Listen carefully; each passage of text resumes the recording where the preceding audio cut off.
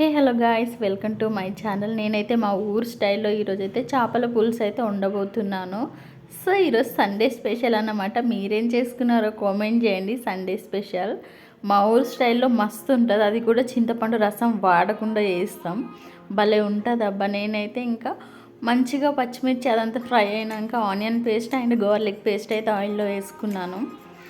ఎప్పుడు కానీ చేపల పులుసు చేసేటప్పుడు ఆనియన్స్ మంచిగా మగ్గనివ్వాలి ఆయిల్లో, లేదంటే స్మెల్ వస్తుంది. ఆనియన్స్ మంచిగా ఫ్రై అయిన తర్వాత మనం ముందుగానే గ్రైండ్ చేసుకున్న టమాటా జ్యూస్ కూడా వేసేసేయాలి.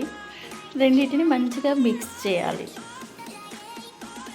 అవి రెండు మెయిన్ ఇంపార్టెంట్. అవి మంచిగా ఫ్రై అయితే కర్రీ మంచి టేస్ట్ వస్తుంది.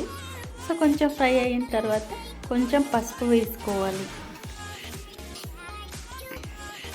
పసుపు వేసుకొని మంచిగా కలుపుకోవాలి. ఇంకేంటి నెక్స్ట్ మనకు ఆయాసం వచ్చేంత వరకు అట్లా తిప్పుతూనే ఉండాలి. మంచిగా మిక్స్ అయ్యే వరకు. మంచిగా మిక్స్ అయిన తర్వాత మనం కారం వేసుకోవాలి. మేమైతే కొంచెం తక్కువనే తింటాం.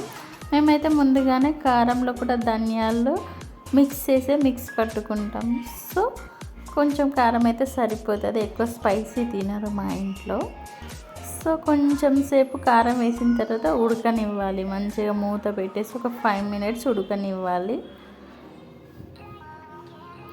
నెక్స్ట్ కొంచెం ధనియాల పౌడర్ వేసేసుకొని కలపాలి లైట్గా.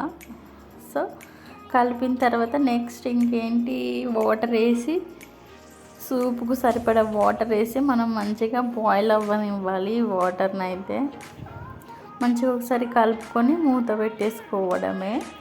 నెక్స్ట్ సో నేనైతే ఇందులో యూజ్ చేసే మెయిన్ ఇంగ్రీడియంట్ గురించి చెప్తాను. నాకైతే చాలా ఫేవరెట్. ఫిష్ కర్రీ చేస్తే నేనైతే ఇది ఖచ్చితంగా వేస్తాను. ఇది మా ఊర్లో సంగీత్ మార్ట్లో దొరికింది. నేను తెచ్చుకున్నాను ఇక్కడ సిటీకి. ఒక 4-5 తెచ్చుకుంటే ఒకటే ఉంది. సో అన్నీ ఉంటాయి అన్నమాట. మిక్స్ పట్టుకొని వేస్తే సరిపోతుంది. సో ఒక బాక్స్ 1 kg 2 kgs ఫిష్కి అయితే సరిపోతుంది.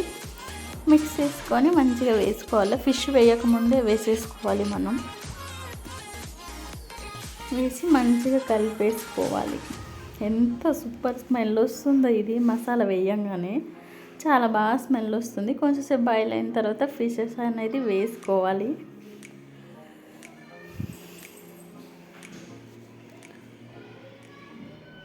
ఆ మసాలా వేయగానే కంప్లీట్ టేస్ట్ అనేది వచ్చేస్తుంది. చేపల కూరకైతే మస్తు ఉంటుంది అబ్బా ఈ మసాలా వేస్తే.